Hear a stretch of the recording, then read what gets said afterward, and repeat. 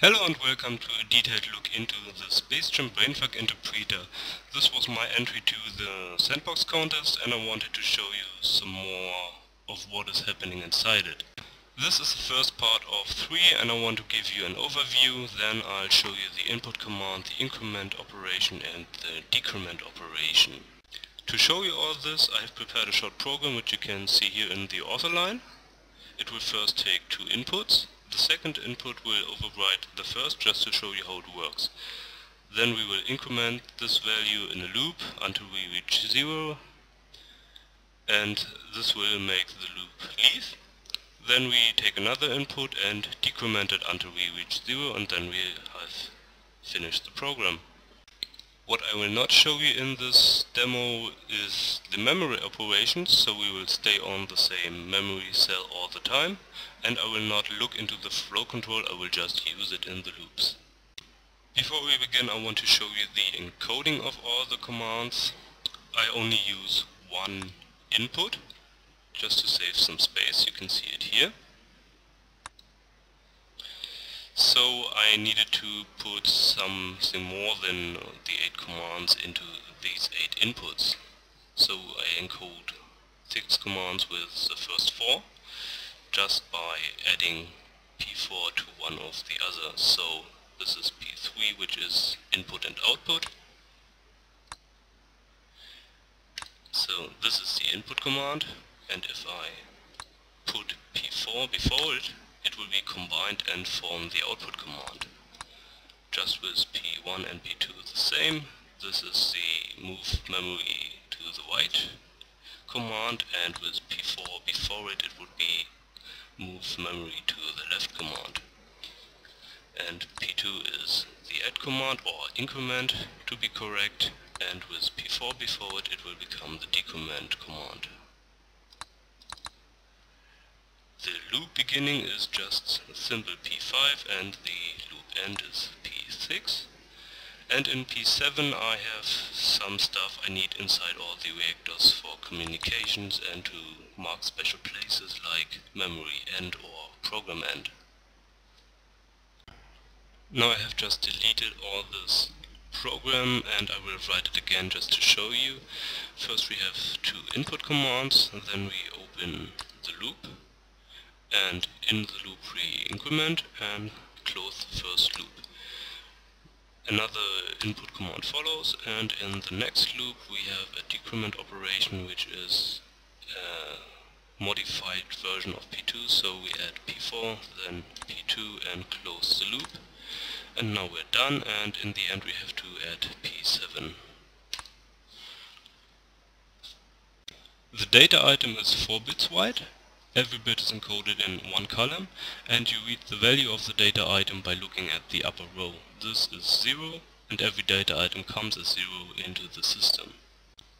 The values for the columns are from the left, 8, 4, 2 and 1.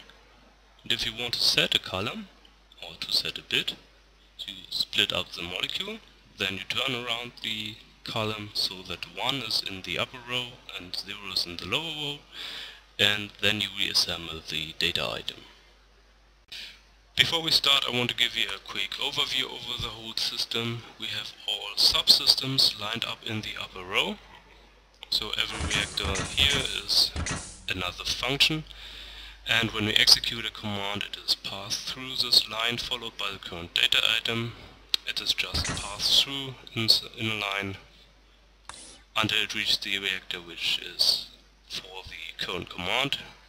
Whatever happens, and then it is passed back to the first reactor. And this first reactor is the flow control unit, which has 2 subsystem reactors, and in the bottom you have the memory for the program in this little loop here. So after command is finished, it is just passed down from the upper reactor through these other reactors with maybe some logic happening and put into the queue, and then the next command to execute is grabbed from this and just put back to the system. And if it is a command that is executed in the other units, it is passed over here. The loop commands just basically stay in all these 3 systems and are never given out because nothing here executes them. The execution reactors that are lined up are from left to right the input and output reactor, then the increment operation, the decrement operation, and on the right the memory operations, which also has two sub-reactors and is put together a little different than the flow control. And here you have the storage for memory, so we have basically unlimited storage, since these are unlimited storage tanks. Last but not least, the reactor down here in the lower left corner is the encoder reactor. It gets all the program from the input and combines the hydrogen atoms with the following commands to form different commands. And in the end it splits up the P7 item into different tokens, and after that it just repeats giving out the unwritten data items. The commands and the token run through this memory subsystem into the upper memory reactor and then just back to the flow control and are given down to the memory loop, and then the first command is given back to the flow control and executed. And finally we can start to let our program run. Here in the encoder we have all the commands. This is the first loop, and it's done, and we have the next input and the beginning of the second loop coming in. And now we have the decrement operation, which is the increment operation fused together with hydrogen, and the second loop closing. Now we get the token, which is split up, and after that we only get data items. So we can follow our split up tokens here, and as you can see the commands run through the flow control and into the program memory. As you can see, this is the last part of the P7 item, and it will just be given to the upper memory reactor and down to the first subsystem of the memory reactor. I will explain why in a later video. And in the end our first data item, so our memory cell 0, is given to here. And just passing through this reactor is the first command, coming up to the flow control and going out to the execution units. And this is the input reactor where we have our first input. The input reactor does run into a pause command, so you have all the time you want to input a value, and to do that you just use the defense controls. And this is the value for 3, so I set the 2-bit and the 1-bit, which is F4, and the 2-bit is F3, and then we will disassemble the molecule and put it back together. And the atoms, or the columns, which are the single bits, are turned around if we have the right control for it set. When it's all assembled, it is just put out into the system, and it goes through all the other systems which ignore the command and back into the flow control. And the flow control will grab the next command, which is just the input command again. It will be called back into the input reactor and can now input the second value. I want to have a bigger value for the loop because we don't have to run that much in this case until we overflow, so I set a value of 10. Now the whole thing starts again, and as you can see, if a bit is 1 from the value from the data item before, it is turned around, so that turning it around really makes it 1 and not turn the 1 to a 0. And it's assembled again.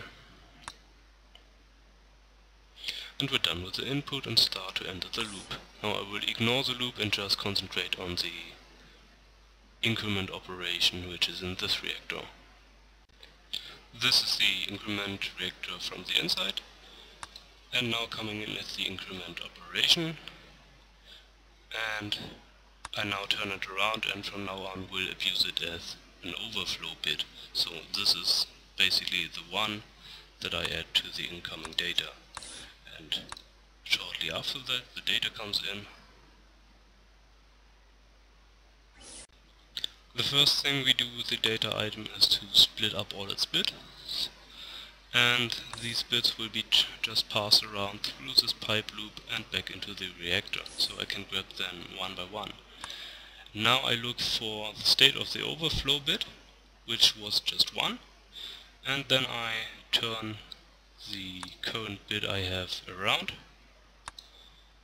and for the overflow bit I check the state after the turning of the bit, and because it is 1 I basically use this overflow bit up, so I change a 0 in the data from to a 1, and because of that I just set the overflow bit to 0, which means it is horizontally, and then I just grab the next bit, and because the overflow bit is 0 I don't change it and just add it to the data.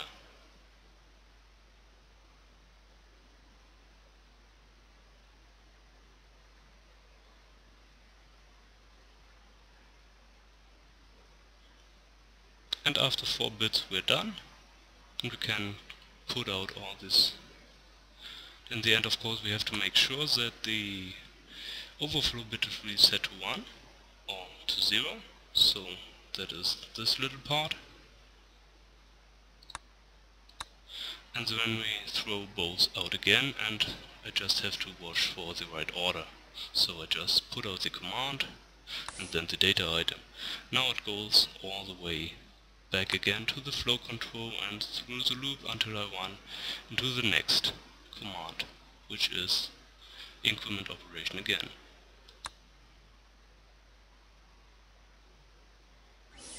There we are. Now let's see it once again. We will add one more and we will have an overflow to the 3rd bit, counted from the right, and the 4th bit will remain as it is.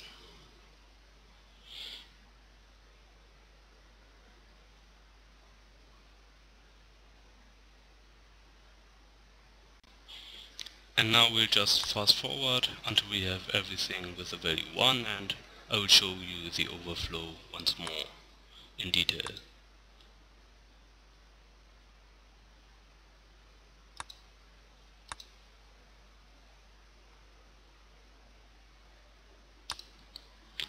Now every bit is 1, and when we come back we will overflow and this nibble will become 0. And then this little part of the red wallow will have to do something to make sure that our command is in horizontal position.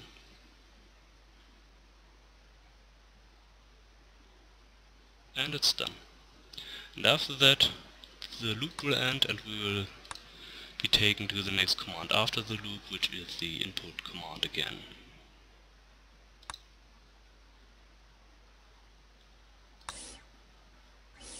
There we are.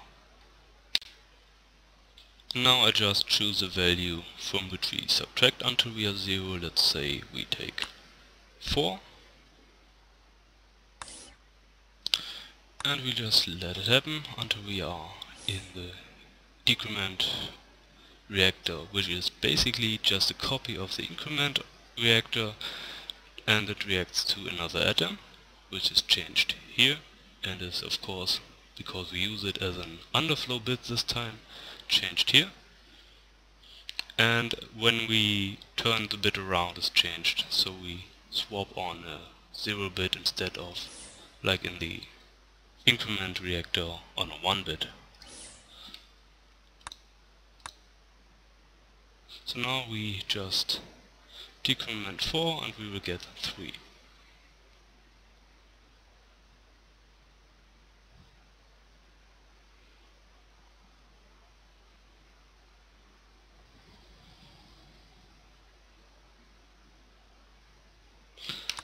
And now we'll go through the loop again and see it all go down to 0, 2,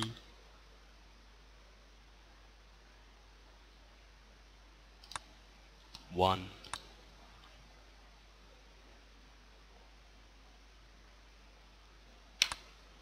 and 0. And now we will go out of the loop